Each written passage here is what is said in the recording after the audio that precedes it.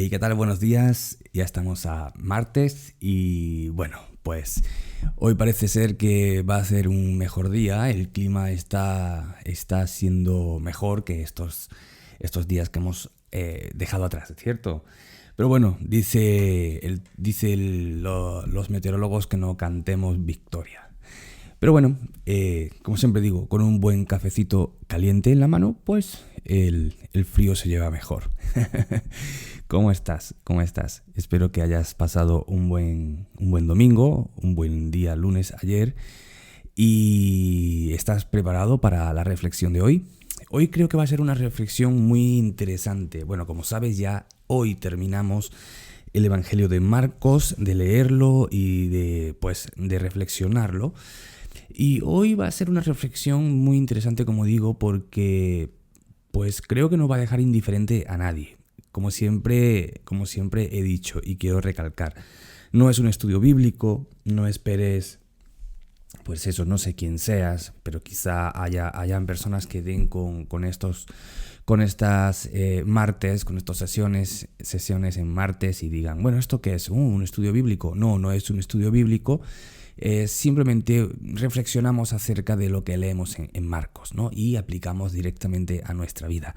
Así que hoy vamos a hablar de la resurrección. Sí, ese tema complejo para muchos, pero tremendamente necesario y que marcó un hito en la historia, un antes y un después. De hecho, nuestra historia se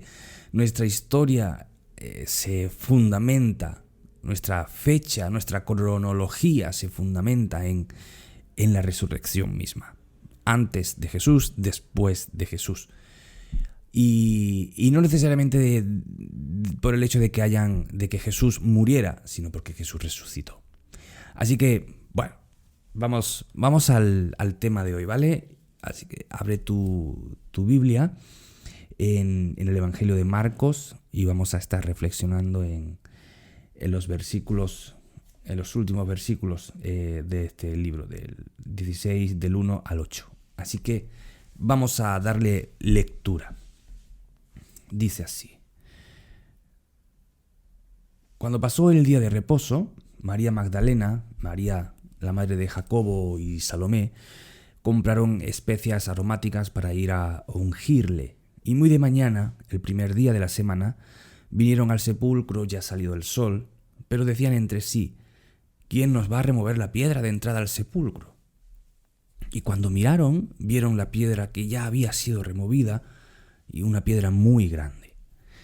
Y cuando entraron en el sepulcro, vieron a un joven sentado al lado derecho, cubierto de una larga ropa blanca, y se espantaron. Pero el joven les dijo, no os asustéis, ¿buscáis a Jesús Nazareno? El que fue crucificado ha resucitado, no está aquí. Mirad el lugar donde le pusieron. Pero id y decid a sus discípulos y a Pedro que él va delante de vosotros a Galilea. Allí le veréis como os dijo.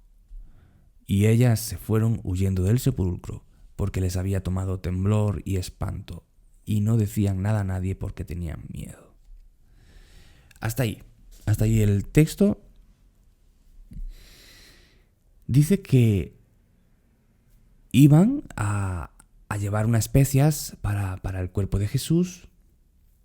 Y claro, iban pensando entre ellas mismas, oye, y ahora cuando llevamos las especias, estamos caminando, pero no hemos caído en algo. ¿Quién nos va a abrir el sepulcro? O sea, ¿quién nos va a remover la piedra grande, pesada?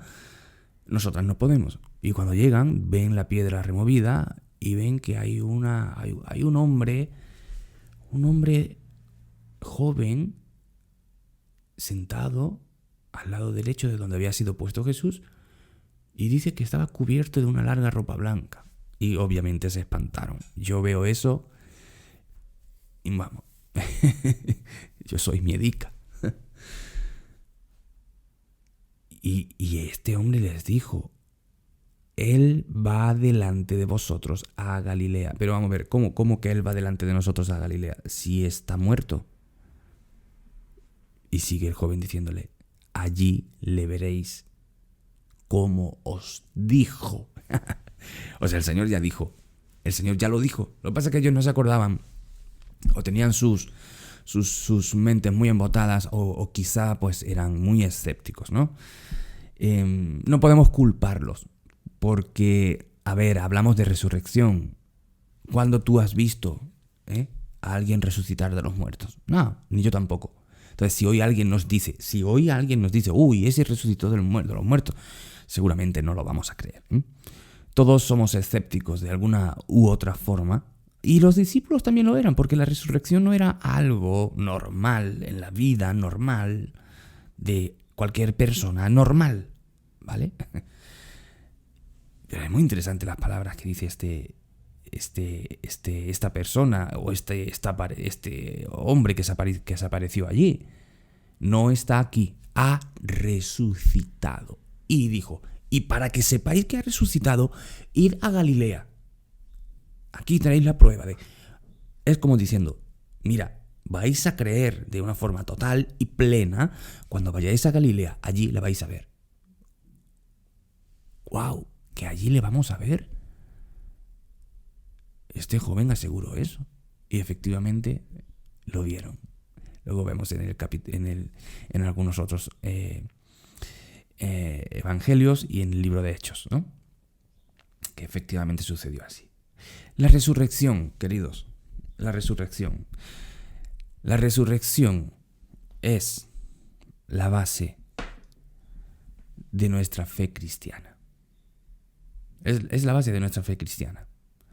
A mí me gustaría que vinieras a Primera de Corintios, que buscaras Primera de Corintios, el capítulo 15, lo estoy buscando contigo, el versículo 14. Y como entiendo que ya has llegado allí, es muy interesante lo que dice Pablo. Dice, pero si se predica, el versículo 12, pero si se predica de Cristo que resucitó de los muertos, como dicen algunos entre vosotros que no hay resurrección de muertos. Porque si no hay resurrección de muertos, tampoco Cristo resucitó. Y si Cristo no resucitó, nuestra fe, nuestra predicación, no sirve para nada, es vana. O sea, el punto es, la base de la fe cristiana radica, se posiciona, se fundamenta, crece a partir de la resurrección. Sin resurrección no estamos haciendo nada. Estamos simplemente reuniéndonos las iglesias los domingos y otros días que se tengan de reuniones para nada. Bueno, para nada, para cantar y para estar un rato nosotros, pero nada más. Porque si no hay resurrección de muertos, el evangelio no es cierto, nuestra fe de una esperanza no es cierta, solamente estamos viviendo el aquí y el ahora y ya está. Por eso el cristianismo comienza por un evento, la resurrección. Y esto es un problema para muchas personas. Te voy a dar tres argumentos. Hoy, como digo, esto es un tema que me fascina y me estoy planteando mucho en un futuro el hacer una serie de estudios apologéticos para hablar o argumentar sobre la base de la resurrección. Así que, ya estoy trabajando en ello. Y esto es solamente son tres argumentos muy, muy normales. Hay otros históricos y mucho más profundos, mucho más teológicos, mucho más filosóficos, ¿vale? Pero estos son tres pinceladitas para el tema de hoy. Tres argumentos que aportan para la resurrección. El primer argumento que podríamos esgrimir es la tumba vacía. Obviamente, deberíamos empezar por eso. Si hay resurrección, hay una tumba vacía. Eso es. Pero es que el hecho es que históricamente nunca, y escúchame bien, históricamente nunca se encontró el cuerpo de Jesús. Históricamente, las noticias de Jesús se quedaron en stand-by. nunca más se supo de Jesús, excepto lo que nos dicen los discípulos, ¿no? Pero hablo en lo secular, en la política, en la geografía, en la mente de las personas que no pudieron dar una explicación en aquel tiempo. Registros históricos, escritos históricos, no registran nada más de Jesús. Pues tendremos que preguntarnos por qué. Y los evangelios, que son, escúchame bien, los evangelios que son escritos históricos, pese a que muchas personas detractoras del cristianismo digan que no, mentira. El evangelio, los 4 evangelios son 4 escritos históricos. Son fuentes históricas, escritos históricos. Ellos sí nos dicen qué sucedió. El libro de Hechos es un escrito narrativo histórico.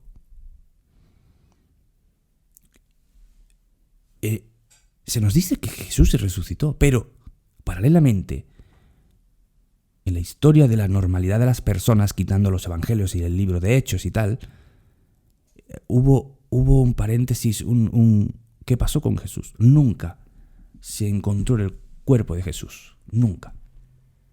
La primera evidencia. Obviamente, eso ya nos tendría que decir que la historia corrobora lo que dicen los discípulos, que Jesús efectivamente resucitó. Pero este argumento para muchos no es de peso. Lo puedo entender porque históricamente pues hay lagunas, hay cosas que se van descubriendo después y tal. Uno puede decir, bueno, aún no se encontró, pero quién sabe si en un futuro se encuentra. Bueno, está bien.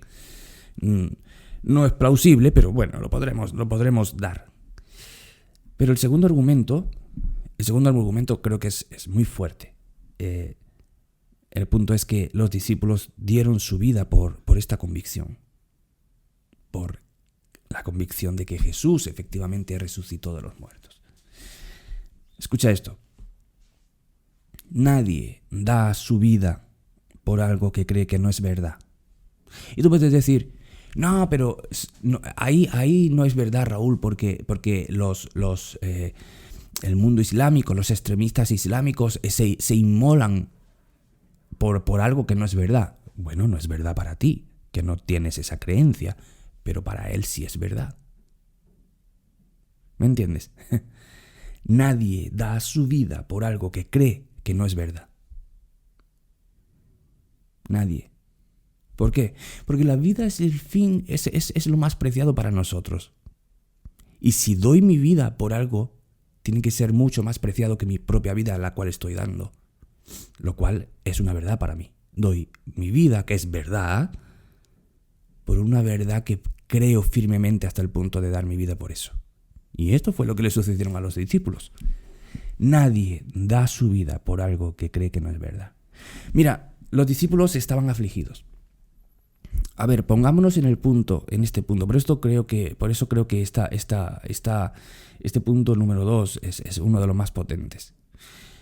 Jesús en su ministerio llama a ciertos discípulos, ¿no? No lo vamos a narrar porque ya lo hemos leído en el libro de Marcos. Ahí tienes los vídeos y lo puedes volver a ver desde que comenzamos Marcos.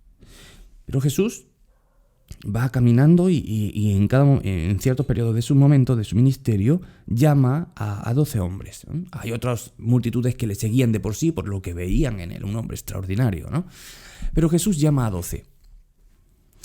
Y estos 12 dejaron su vida literalmente por la causa de Jesús, por seguir a Jesús, porque Jesús es un líder, porque creen y ven en Jesús algo que los motiva para dejar todo y caminar con él. Ok. Por tanto, Jesús es su amigo, Jesús es su maestro, Jesús es su líder y Jesús les da esperanza. Toda su vida cobra sentido en el momento en que dejan todo lo que ellos han hecho hasta ahora y siguen a este hombre. Ahí su vida comienza a agarrar propósito y sentido. ¿Pero qué ocurre? Que ahora Jesús ha muerto. ¿Y ahora qué? ¿Y ahora qué? ¿Dónde queda toda la esperanza que pusieron en él? Imagínatelo, ponte los zapatos de los discípulos, ¿vale? ¿Dónde queda toda esperanza que pusieron en Él? ¿Dónde queda toda esperanza que pusimos en Él? Si se ha muerto. ¿Y ahora qué hacemos? ¿Volvemos a nuestra vida de antes? ¿Lo dejamos todo por esto? Todo, nuestra empresa, nuestros negocios, nuestros amigos, nuestras viviendas, todo lo hemos dejado por Él. ¿Y ahora qué? ¿Todo se ha esfumado? Y podemos ver a unos discípulos asustados. Eso lo puedes ver en otros evangelios y en el libro de Hechos. Unos discípulos asustados porque dicen, bueno, a Jesús lo han matado y ahora irán a por nosotros porque nosotros estábamos con Jesús. Y seguramente la política que creerá, fundamentada, por supuesto, en que si nosotros somos los discípulos de Jesús, nosotros vamos a seguir con la enseñanza de Jesús. Y ellos estaban asustados, encerrados, porque temían por sus vidas. Ese es el contexto. Pero algo sucede. De la nada, se vuelven imparables. De ser esos discípulos sin esperanza, asustadizos, escondidos, ahora se vuelven imparables. Tanto que están creando un movimiento mucho más impresionante que el que Jesús mismo creó. De hecho, Jesús dijo, mayores obras haréis ustedes que yo. ¿Qué pasó? La pregunta es, ¿qué pasó? ¿Qué les pasó a estas personas? ¿Pero cómo? Si eran miedosas, ¿qué les pasó? Que vieron a Jesús. Que vieron a Jesús. No podían negar la evidencia de tocar al Maestro como hizo Tomás. Jesús le dijo, Tomás, ven, toca. Y Tomás dijo, Dios mío y Señor mío. Nadie muere por algo que no es verdad. Y el tercer argumento que puedo dar hoy es, la iglesia de Jesús ha sido imparable. Un mito termina extinguiéndose, pero la iglesia de Jesús ha sido imparable. Mira, todos tenemos cientos de leyendas que nos contaban cuando éramos pequeños. Yo me acuerdo cuando mi abuelo me contaba, pues, mitos y leyendas, ¿no? Pero el punto es que entendemos que son leyendas y no las seguimos. ¿Por qué? Sencillamente porque hay algo en la verdad que sabe y huele a verdad. Hay algo en la verdad que se sabe, se saborea, se huele a verdad.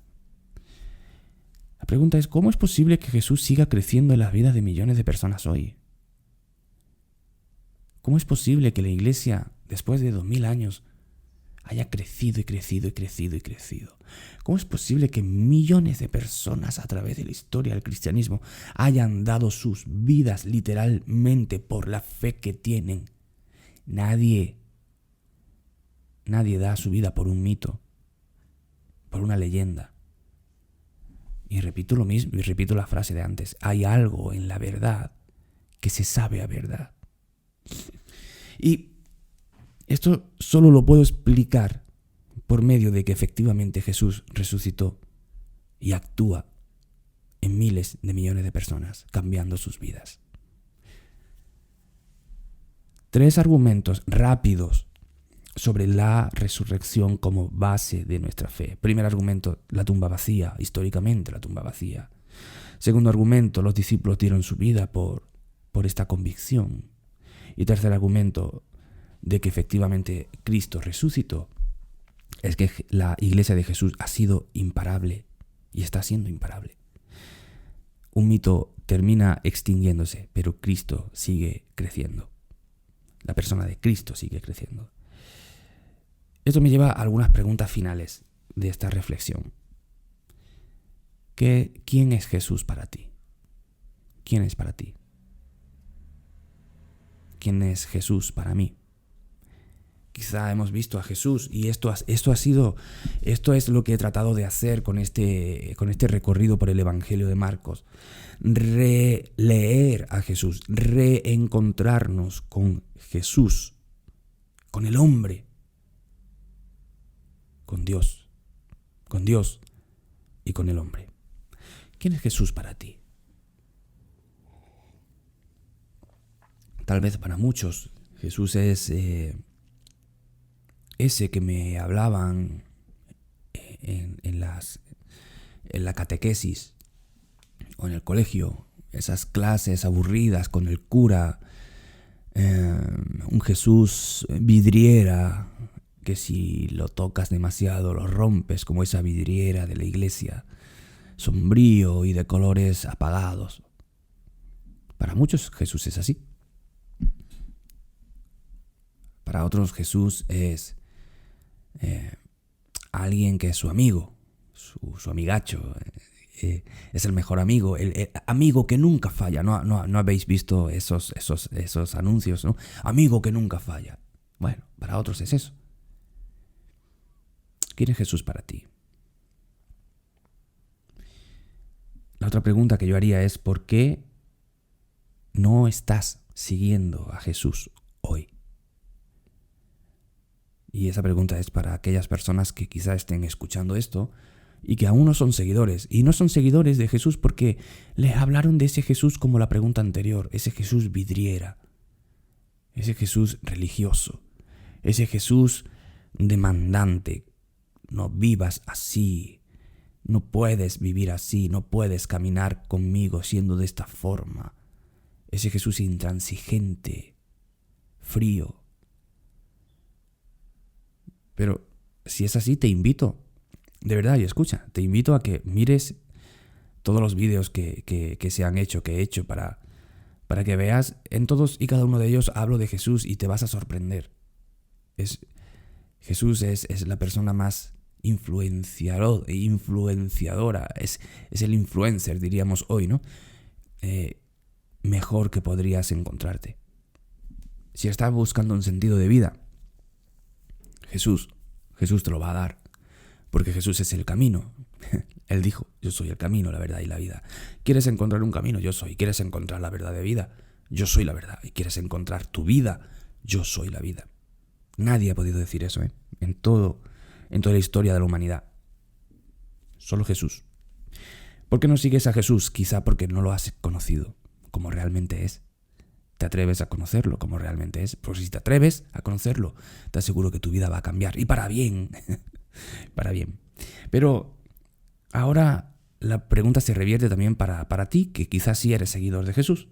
¿Por qué sigues a Jesús? Para el cristiano, para el que dice, yo lo sigo. ¿Por qué? ¿Por qué sigues a Jesús? ¿Qué esperas de él? Y para muchos hoy, influenciados quizá por este evangelio de la prosperidad, siguen a Jesús porque Jesús es el Santa Claus moderno o el Santa Claus de hace 2000 años, ¿no? Ese que me va a dar todo lo que yo necesito, ese que quiere lo mejor para mi vida, ese que me va a ayudar a ser mejor, el genio de la lámpara, al fin de cuentas. Muchos tienen a Jesús como el genio de la lámpara. ¿Qué esperas de Jesús? ¿Por qué lo sigues? Son preguntas que debemos hacernos, ¿no? No las voy a responder ahora, porque creo que se responden en el Evangelio. Así que, de nuevo, te invito a dar una vuelta por todos los vídeos que hemos creado, porque creo que en ellos doy una imagen, o intento dar una imagen bíblica y actualizada de quién es Jesús. Y la última no es una pregunta, es una verdad, es una afirmación. Jesús va a volver de nuevo. Mira, Jesús dijo que volvería. Y estamos esperando a Jesús. Hace 2000 años que se fue.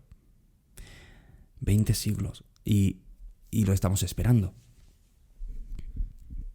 Si miras las profecías, si miras la Biblia, vas a encontrarte con que el mundo que estamos hoy experimentando está muy, muy extraño, está muy raro. Esto es como una olla a presión, algo se está cociendo, algo se está cocinando que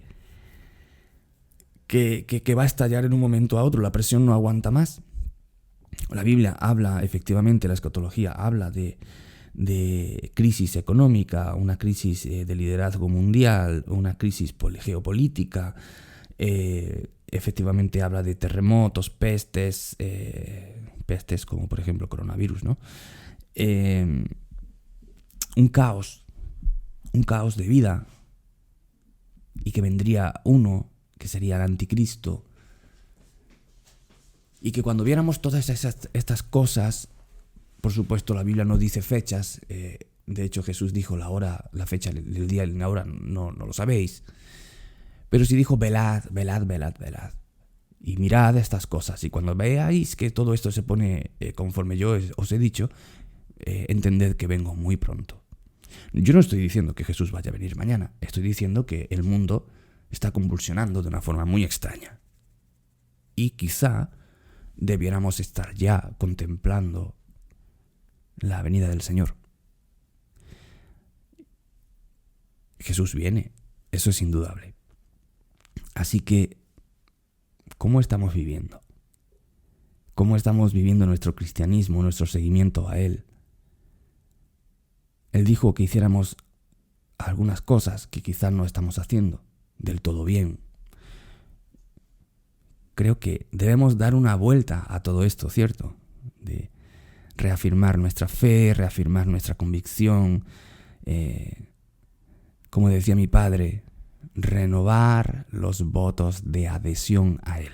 Eso que yo, cuando era más pequeño y se lo escuchaba a Él decir en la iglesia los domingos, y yo no lo entendía demasiado bien, renovar nuestros votos de adhesión a Él. Ahora lo entiendo perfectamente y me encanta decirlo o pensarlo.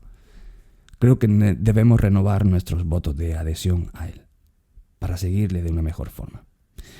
Así que bueno, que el Señor te bendiga, que el Señor, el Espíritu Santo te alumbre, me alumbre para entender estas cosas. Ha sido un placer poder viajar contigo en el Evangelio de Marcos y estar reflexionando sobre nuestro Señor. Si tienes alguna duda, si tienes alguna pregunta, si te gustaría que habláramos de algún tema en específico, pues por favor, mándame un mensaje. Aquí abajo te voy a dejar en la cajita de descripción mi correo electrónico y seguramente, si me mandas un mensaje, seguramente podremos hablar sobre lo que te concierna. Que tengas un buen martes y bueno, nos vemos el próximo, o nos oímos el próximo martes con otro tema. Dios te bendiga mucho en todo. Chao, chao.